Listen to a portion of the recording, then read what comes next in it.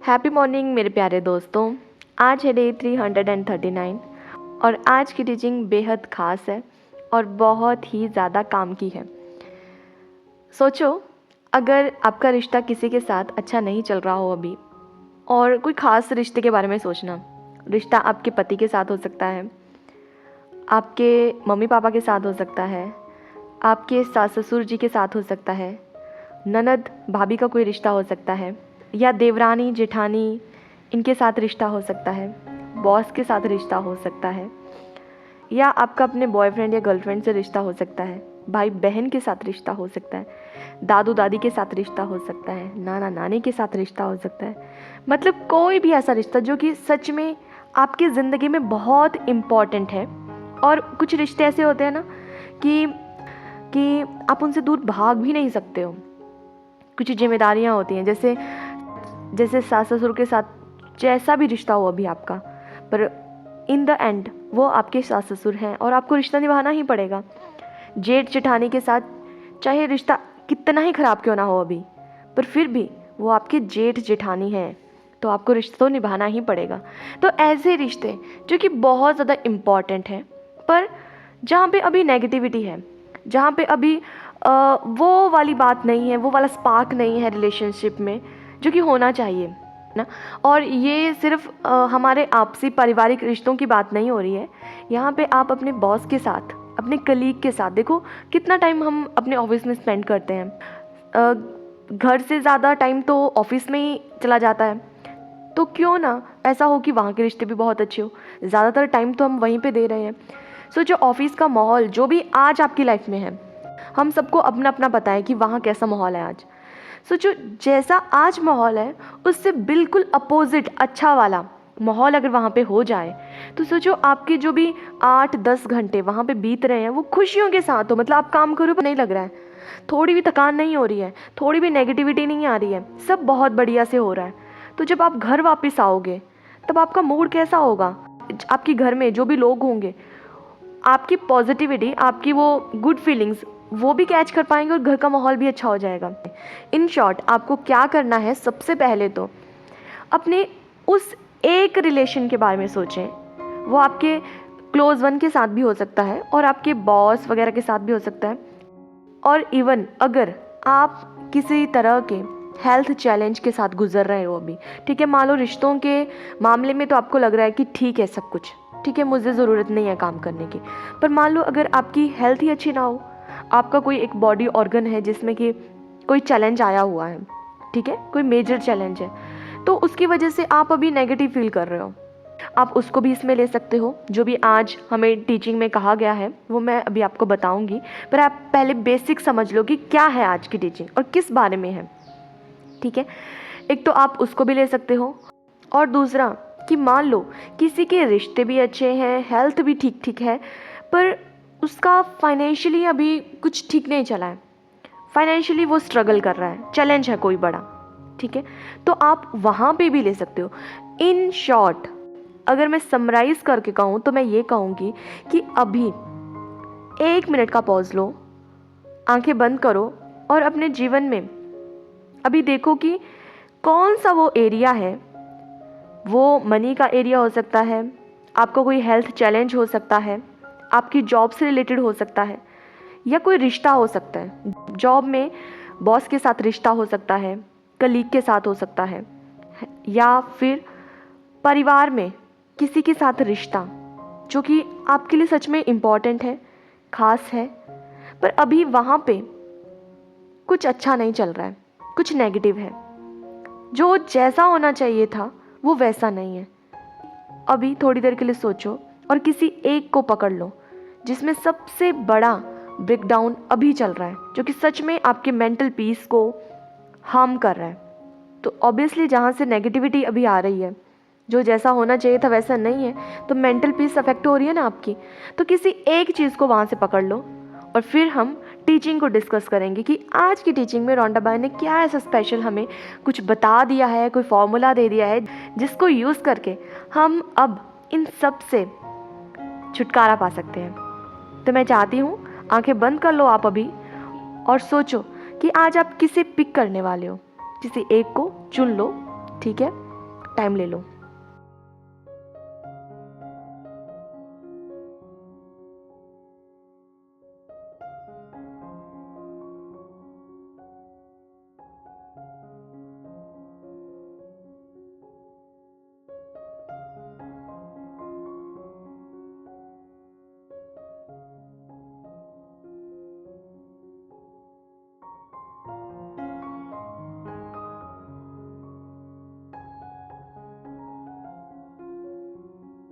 Okay, तो I hope आप सबने अपना अपना चुनाव कर लिया होगा, चुन लिया होगा कि किस पे आप काम करने वाले हो। तो अब मैं टीचिंग पढ़ रही हूँ कि टीचिंग में क्या लिखा है, और टीचिंग में जो भी लिखा है उससे बढ़ के ही मैं आपको बताने वाली हूँ, जो कि आपके हर एरिया पे काम करने वाला है। बेसिकली टीचिंग में तो सिर्फ रिलेशनशिप की बात की गई है, पर हम सभी एरिया को पिक कर लेंगे आज की टीचिंग से।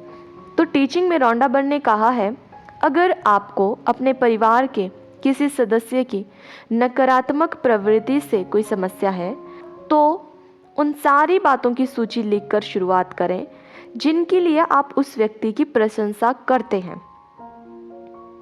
उन्होंने आपको जीवन में सकारात्मक बनने की प्रेरणा भी दी। तो रॉन्डा बर्न कह रही हैं कि परिवार में कोई भी ऐसा व्यक्ति है जिससे कि अभी आपको नेगेटिव वाइब्स आ रही हैं और वो कहीं ना कहीं आपको अफेक्ट कर रही हैं, तो आपको क्या करना है, कॉपी पेन लेना है और लिस्ट ऑफ पॉजिटिव एस्पेक्ट बनाना है। ठीक है, list of positive aspect Abraham Hicks ने एक टेक्निक बताई है। आप इसे टेक्निक कहो या एक ऐसा रामबाण इलाज कह दो अपने रिश्तों को ठीक करने का, या जहाँ पे भी आपका कोई भी किसी भी तरह का चैलेंज है, उन सब चीज़ों को ठीक करने का एक रामबाण इलाज है लिस्ट ऑफ पॉजिटिव एस्पेक्ट। ये मैं खुद भी करती हूँ। इवन अभी 2 दिन पहले भी मैंने किसी एक चीज़ के लिए इसको किया था और मुझे 1 दिन के बाद ही उसका रिजल्ट मिल गया। तो ये डिपेंड करता है कि आप कितनी शिद्दत के साथ इसे करते हो और कितने अच्छे से इसे करते हो। मैं हमेशा कहती हूँ कि ये जो भी चीज़ें हम टीचिंग में सीखते हैं सब अपने अपने तरीके से इसे इम्प्लीमेंट करते हैं। आप कितने डेडिकेटली, कितने डिसिप्लिन के साथ और कितने अच्छे से चीज़ों को ग्रैब करते हो, उनको अपनी प्रैक्टिस में लाते हो, रिजल्ट उसके बेसिस पे आपको मिलेंगे। तो देखो, सुन के कुछ नहीं मिलने वाला। जैसा भी टीचिंग में कहा जाता है करने को, अगर आप उसे समझ के अच्छे से करते हो तो आपको रिजल्ट मिलेगा। तो बेसिकली आज हम डिस्कस करने वाले हैं लिस्ट ऑफ पॉजिटिव एस्पेक्ट। ये एक ऐसा तरीका है जो कि अब्राहम हिक्स ने बताया है हमें, तो हम इसे ही डिस्कस करेंगे। इसमें क्या करना होता है, आपको लिखना होता है। ठीक है, तो बेसिकली आज जो भी टीचिंग में हमें कहा गया है वो एक लिखने का काम है। तो लिखने के लिए कॉपी पेन होना बहुत ज़रूरी है। तो जैसे कि मैं हमेशा कहती हूँ कि एक शांत सी जगह पे चले जाना, मोबाइल फ़ोन वगैरह सब दूर रखना आप खुद से। उस टाइम आपको कोई डिस्ट्रैक्ट ना करे, इसलिए शांति से कहीं बैठ जाना कॉपी पेन लेके, और बस आप हो और कॉपी पेन है, इस तरह से सोचना। अभी कुछ देर पहले हमने सोचा था कि हमें कौन से उस रिश्ते को पिक करना है या किसी लाइफ के चैलेंज को पिक करना है, तो आपको वो पता चल गया। ठीक है, क्लैरिटी आपको मिल गई कि आपको किस पे काम करना है। अब आपको क्या करना है, कॉपी पेन ले लिया, बैठ गए। अब मान लो किसी का रिश्ता अपने पति के साथ अच्छा नहीं है, तो और उनको ऐसा लग रहा है कि नहीं, अब ये रिश्ता ठीक नहीं हो सकता। मान लो किसी का डाइवोर्स वाला सीन हो गया है कि अब ऐसा लगता है कि रिश्ता तो अब ख़त्म ही हो जाएगा। आपने क्या करना है, वहाँ पे लिस्ट ऑफ पॉजिटिव एस्पेक्ट बनानी है एट लीस्ट। ठीक है, कम से कम आपको 10 चीज़ें लिखनी है। बाकी क्या होता है कि ना, जब रिश्ते ख़राब हो जाते हैं, चाहे वो ब्रेकडाउन आपकी हेल्थ में हो या रिश्तों में हो, उस टाइम आपके पास ना ग्रैटिट्यूड फील करने के कम चांसेस होते हैं। मतलब कि आपको उस वहाँ पे ना चाहते हुए भी ग्रैटिट्यूड आप शो नहीं कर पाते हो। मतलब आप वहाँ पे इतने नेगेटिव हो चुके हो, इतने नेगेटिव हो चुके हो कि जिस तरह से मैं कह रही हूँ कि लिस्ट ऑफ पॉजिटिव एस्पेक्ट में आपको उनको अप्रिशिएट करना है। ठीक है, उन सब चीज़ों के लिए जो उनके पास अच्छी हैं, उनकी गुड क्वालिटीज़ के लिए। अब आप कहोगे कि अगर ऐसा होता कि मुझे वो सब चीज़ें दिख रही होती अभी, तो अब रिश्ता अच्छा होता, है ना। यही तो बात है कि हमारी जो नज़र है ना, वो चली जाती है नेगेटिव साइड ही। और ये जो नेगेटिव वाइब्स का आदान प्रदान चला है, इसमें आप भी उतने ही रिस्पॉन्सिबल हो जितना सामने वाला है। तो पहले तो अपनी रिस्पॉन्सिबिलिटी ले लो कि हाँ, अगर ये सिचुएशन मेरी लाइफ में आई है तो कहीं ना कहीं इसको मैंने ही अट्रैक्ट किया है और इसमें मेरा भी हाथ है, क्योंकि मैं उस पर्सन की अच्छी क्वालिटीज़ को तो भूल ही चुकी हूँ। मैंने तो उनको देखना ही बंद कर दिया। तो ऑब्वियसली जहाँ पे आपकी नज़र होगी, आपकी नज़र कहाँ है, नेगेटिव साइड, तो आप उसी को अट्रैक्ट करने वाले हो। तो ना चाहते हुए भी आप खुद ही उसे अट्रैक्ट कर रहे हो, जो भी आज की आपकी करंट सिचुएशन है। तो आपको क्या करना है, पहले तो उस पर्सन के बारे में सोचना है।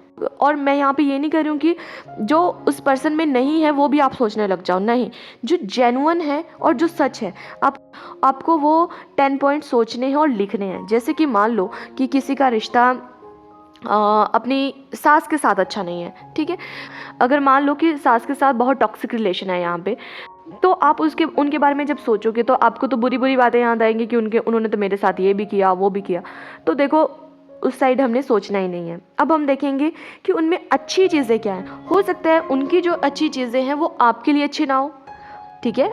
अब जैसे आप बहू हो सकता है कि उनका रिश्ता आपके साथ टॉक्सिक हो, पर इसका मतलब ये तो नहीं है कि दुनिया में हर किसी के साथ उनका रिश्ता टॉक्सिक है या हर किसी के साथ वो नेगेटिव है। हो सकता है वो अपनी बेटी के साथ बहुत अच्छी हो, वो एक अच्छी माँ हो, आपके पति के साथ बहुत अच्छी उनकी बनती हो सकता है आपकी जो सासू माँ है वो खाना अच्छा पकाती हो सकता है आपकी सासू माँ बहुत अच्छे से कपड़े पहनती हो, वेल ड्रेस्ड रहती हो, खुद को मेंटेन करके रखा हो, बहुत हाइजीनिक हो, घर को बहुत डेकोरेट करके रखती हो सकता है कि वो शॉपिंग बहुत अच्छी करती हो। कई होते हैं ना कि जिनकी नज़र बहुत अच्छी होती है, जब भी कोई सामान खरीद रहे होते हो तो एकदम से वो एक बढ़िया क्वालिटी का सामान खरीद के लाते हो, तो हो सकता है उनकी वो अच्छी क्वालिटी हो सकता है कि उनका सोशल सर्कल बहुत बढ़िया हो, वो रेप्यूटेड हो सकता है कि वो बातें बहुत अच्छे से कर पाती हो, कम्युनिकेशन स्किल्स उनकी अच्छी हो सकता है कि वो कोई जॉब करती हो, कुछ भी हो सकता है। अब आपने देखना है, मैं ये नहीं कह रही हूँ कि वो सब चीज़ें आपके लिए अच्छी हैं, पर हाँ, एज अ पर्सन वो उनकी क्वालिटीज़ हैं, चाहे वो आपके लिए अच्छी हो या नहीं हो, पर एज अ पर्सन वो एक अच्छी महिला है, ठीक है। तो आपने वो 10 चीज़ें लिखनी है। जैसे मान लो उनके बाल बहुत सुंदर हों, उनका बॉडी वेट बहुत अच्छा हो, तो आपने उन सब चीज़ों के लिए उनको लिखना है, तो उनको अप्रिशिएट करना है। और लिखना कैसे? आई एम ग्रेटफुल फॉर, ठीक है, इससे शुरू करना है और बाकी आपने 10 पॉइंट लिख देने हैं, आई एम ग्रेटफुल फॉर, ठीक है। ये तो हुआ रिश्तों में बात, ठीक है। अब ये सासू माँ वाला मैंने एग्जांपल दिया। हो सकता है कि आपका रिलेशन अपने हस्बैंड के साथ ठीक नहीं चल रहा हो, कोई भी वजह हो जिसकी वजह से आपका रिलेशन टॉक्सिक बन चुका हो, डाइवोर्स पे बात आ गई हो, ठीक है। तो आपने 10 पॉइंट ढूंढने हैं, ठीक है। सोचना है उनके बारे में कि कभी तो रिश्ता अच्छा हुआ होगा। अगर आपने उनसे शादी की है तो ज़बरदस्ती तो शादी नहीं करवाई होगी आपकी किसी ने, तब तो आपको कुछ पसंद आया ही होगा उनमें। एज अ पर्सन हो सकता है कि वो अपने काम में चाहे वो बिज़ी रहते हो, पर वो, हाँ, वो वर्कहॉलिक हैं, तो मतलब उनका पैशन है काम करना, वो पैसे कमाना उनको अच्छा लगता है, वो आप लिख सकते हो। बाय लुक आप उनको लिख सकते हो कि उनकी आंखें बहुत सुंदर हैं, या उनके बाल बहुत सुंदर हैं, या वो हंसते हुए बहुत अच्छे लगते हों, या हो सकता है कि उनका रिलेशन अपनी फैमिली वालों के साथ बहुत अच्छा हो, या हो सकता है कि वो एज अ सन बहुत अच्छे हों, या भाई बहुत अच्छे हों। हो सकता है कि उनका ड्रेसिंग सेंस बहुत अच्छा हो सकता है कि वो जिम जाते हों, हो सकता है कि वो टाइम से खाना खा लेते हों, हो सकता है कि वो घर पे टाइम से आ जाते हों, हो सकता है कि वो बहुत अच्छी अच्छी किताबें पढ़ते हो। तो आपने वो छोटी छोटी चीज़ें पकड़नी है, ठीक है, जो सच में उनमें बहुत अच्छी हैं और क्वालिटीज़ हैं उनकी, तो आपने वो लिखनी है। और मैंने कहा कि 10 चीज़ें तो लिखनी है। अगर किसी का ये सवाल हो कि कितने दिन तक ये करना है, मैं कहती हूँ ये करते रहो, और तब तक करते रहो जब तक आपको वहाँ पे खुद में वो जो नेगेटिव वाइब्स आपकी आ रही थी, ठीक है, आपको फील हो रही थी, जब तक कि वो रिमूव ना हो जाए, तो करते रहो। इसमें बुराई क्या है? इतने टाइम से तो आप उनकी बुराइयों के बारे में ही सोच रहे हो, अब बैठ के उनकी अच्छी चीज़ों के बारे में भी सोच लो, ठीक है। और ये करते रहो, कम से कम 21 दिन तो लगातार करो।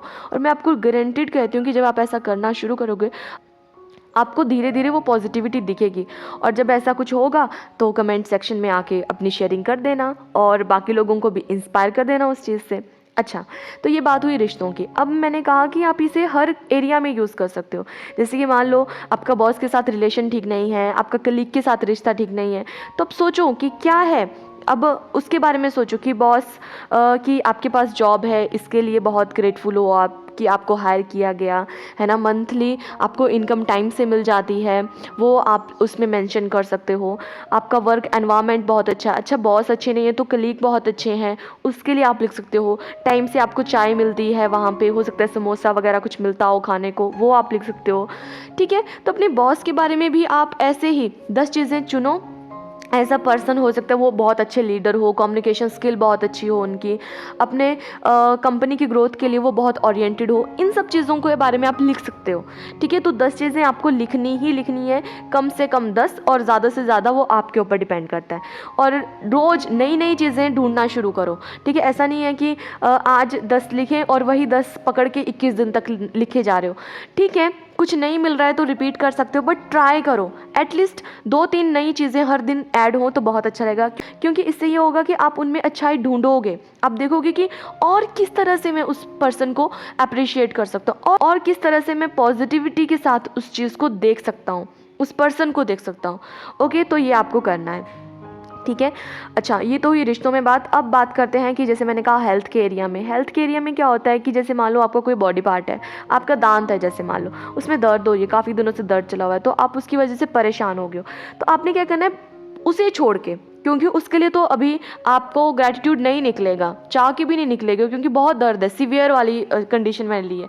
तो आपने क्या करना है, उसको छोड़ दो। बाकी जो बॉडी ऑर्गन्स अच्छे से काम कर रहे हैं उनको पकड़ लो, उनके लिए 10 चीज़ें अच्छी अच्छी लिखो कि ठीक है, घुटने बहुत अच्छे से काम कर रहे हैं, अच्छे से रनिंग कर पाते हो, सीढ़ियाँ चढ़ पाते हो, पाँव बहुत अच्छे से काम कर रहे हैं, आप डांस कर पाते हो, जंप कर पाते हो, उसके लिए लिख लो। आपका दिमाग हर बॉडी ऑर्गन को अच्छे से सिग्नल दे रहा है, दिमाग के लिए लिख सकते हो। दिल हाँ टाइम से धड़क रहा है, अच्छे से धड़क रहा है, उसके लिए लिख सकते हो। सांसें अच्छे से आ जा रही हैं तो नाक के लिए लिख सकते हो, अपने रेस्पिरेटरी सिस्टम के लिए लिख सकते हो। जीभ के लिए लिख सकते हो कि उसमें टेस्ट अच्छे से आ रहा है, खट्टा मीठा सब पता चल जाता है आपको। तो इस तरह से दांत को छोड़ के बाकी सारी चीज़ों के लिए लिख दो, जो भी बॉडी ऑर्गन है आपके। ठीक है, और 10 तो ऐसे ही हो जाएंगे। तो सेम आपको तब तक लिखते जाना है जब तक कि आप पॉजिटिविटी से भर नहीं जाते हो। ठीक है, उतने दिन तक लिखते रहो, और इसमें कोई बुराई नहीं है। अपने बॉडी ऑर्गन्स को रोज़ अप्रिशिएट करना, इसमें कोई बुराई नहीं। और मैं इसमें लिमिट भी नहीं करूँगी टाइम में कि आप इतने ही दिन लिखो। अरे आप पूरी उम्र लिखते रहो, क्योंकि इतने टाइम से तो हम शुक्राने कर नहीं रहे हैं अपने बॉडी ऑर्गन के, उनकी बुराई करते रहते हैं। तो क्यों ना अब अच्छे से बैठ के दिल खोल के उनके लिए अप्रिशिएट कर दें, उनको थैंक यू बोल दें। ओके, तो ये हो गया हेल्थ के एरिया में। अब बात आती है मनी के एरिया में। मनी के एरिया में भी सेम आप कर सकते हो। ठीक है, मान लो अभी आपकी इनकम कम है, तो चलो आपके पास जॉब है, उस चीज़ के लिए कर सकते हो कि at the end of the month आपको होप रहती है कि हाँ आपको सैलरी आएगी, उसके लिए कर सकते हो। मनी के एरिया में ये हो सकता है कि हाँ आपके पास जो भी आपकी FDs वगैरह हैं, LIC पॉलिसीज़ आपने करवा के रखी हैं, उनके लिए आप ग्रेटफुल हो सकते हो। मनी के एरिया में कभी कोई चीज़ आपने अपनी पसंद की कभी खरीदी होगी, उसके लिए आप ग्रेटफुल हो सकते हो। कोई ऐसी चीज़ जो आपको किसी ने गिफ्ट की है, कोई भी आपको जब कोई गिफ्ट करता है तो वो भी तो मनी से ही आता है ना। मनी, हाँ गिफ्ट में ऐसा होता है कि मनी आपने नहीं खर्चा होता है, किसी और ने खर्चा है, पर है तो मनी ही है ना वो, आप उस चीज़ के लिए ग्रेटफुल हो सकते हो। तो मनी के एरिया में भी सेम ऐसा ही होता है। बचपन से लेके आज तक देखो, आपके आसपास कुछ भी नहीं दिखाई दे रहा है तो आसपास की चीज़ें देखो। जिस चेयर पे बैठे हो उसके लिए ग्रेटफुल हो जाओ, वो भी तो मनी से आई है। जिस बेड पे रात को सोते हो उसके लिए ग्रेटफुल हो जाओ, वो भी तो मनी से आया है। जिस घर में रहते हो, बेशक घर आपने नहीं बनाया हो, आपके पापा ने बनवाया हो, आपके दादाजी ने बनवाया हो, तो वो भी तो पैसों से ही बना है। पैसे चाहे किसी और के लगे हो, उनके लिए ग्रेटफुल हो जाओ। तो इस तरह से इनडायरेक्टली डायरेक्टली जो भी आपको समझ में आता है मनी के लिए, चाहे वो आपने खुद खर्चा हो या किसी और ने आपके लिए खर्चा हो, आप उसके लिए ग्रेटफुल हो जाओ। ओके, तो इस तरह से आपने 10 चीज़ों के लिस्ट ऑफ पॉजिटिव एस्पेक्ट लिखना शुरू कर देना है, और फिर आप इसके जादुई रिजल्ट देखना, और फिर आके कमेंट सेक्शन में ज़रूर अपनी शेयरिंग करना। ओके, ताकि बाकी लोग भी इससे इंस्पायर हों जब वो इससे पढ़ें। ठीक है, तो यही आज की टीचिंग में हमें कहा गया था। आज की टीचिंग में तो सिर्फ परिवार के सदस्यों की बात की गई थी, पर मैंने बाकी सारे एरियाज़ कवर कर लिए हैं। तो अब आपको पता तो चल ही गया होगा कि आपको किस पे काम करना है। तो लग जाओ आज ही इस पे काम करने के लिए, और करते रहो काम। मैं तो कहूँगी दिसंबर पूरा महीना लिस्ट ऑफ पॉजिटिव एस्पेक्ट से भर दो। अब मान लो कि किसी को अपना रिलेशन भी ठीक करना है, ठीक है, और किसी को मनी के लिए भी काम करना है, और किसी को अपनी हेल्थ भी ठीक करनी है। तो कोई बात नहीं, 10 पॉइंट अपनी हेल्थ के लिए लिख दिए, 10 पॉइंट मनी के लिए लिख दिए, और 10 पॉइंट अपने किसी रिलेशन को पकड़ लिया, चाहे वो 1 पर्सन के साथ हो, 2 पर्सन के साथ हो, कोई बात नहीं। आप लिखो, जितने चीज़ों के लिए लिखना है लिखो, इसमें कोई बुराई नहीं है, अच्छी चीज़ है। आप उनकी अच्छाई देख के ही लिख रहे हो। तो आपको जितने लोगों के लिए जितना लिखना है उतना लिखो, जितनी चीज़ों के लिए लिखना है उतना लिखो। ओके, पर हाँ लिखना रोज़ है। ठीक है। और लिखते ही जाना है, ऐसा नहीं कि थोड़ी सी पॉजिटिविटी दिखी और फिर लिखना बंद कर दिया। अरे जादू चाहिए ना, जादू मतलब अनएक्सपेक्टेड चीज़ें, अनएक्सपेक्टेड मिरेकल्स, अनएक्सपेक्टेड प्यार, वो सब चीज़ें चाहिए ना, तो लिखते जाओ, उसमें बुराई कुछ नहीं है। ओके। और साथ में मैं आपको ये भी कहूँगी कि इसको कॉपी पे ही लिखना है, ऐसा नहीं कि फ़ोन में लग जाओ नोट्स बनाने, ठीक है, या कंप्यूटर पे लग जाओ बनाने। सिर्फ और सिर्फ कॉपी पे लिखना है, पेन के साथ, ठीक है। जब आप खुद पॉजिटिव हो जाओगे, सिर्फ अच्छी चीज़ों को देखोगे, तो लॉ ऑफ अट्रैक्शन के अकॉर्डिंग आप वही चीज़ों को अट्रैक्ट करोगे। तो बस जुट जाओ, काम पे लग जाओ, और अपने आने वाले साल को तो हम सब बहुत ही प्यार से भरा हुआ, खुशियों से भरा हुआ बना देंगे, इन सब चीज़ों को अपनी लाइफ में इम्प्लीमेंट करके, ठीक है। तो लिस्ट ऑफ पॉजिटिव एस्पेक्ट करना शुरू कर दो और अपने जीवन को बदल दो, ठीक है। तो मिलते हैं कल नई वीडियो में, नई टीचिंग के साथ। और मैं यही कहूँगी कि इस वीडियो को बाकी उन सब लोगों के साथ भी शेयर करो जिनके लिए आप सच में ग्रेटफुल हो, और सच में आप चाहते हो कि वो भी अपनी लाइफ में और ज़्यादा अच्छे अच्छे रिश्तों को अट्रैक्ट करें।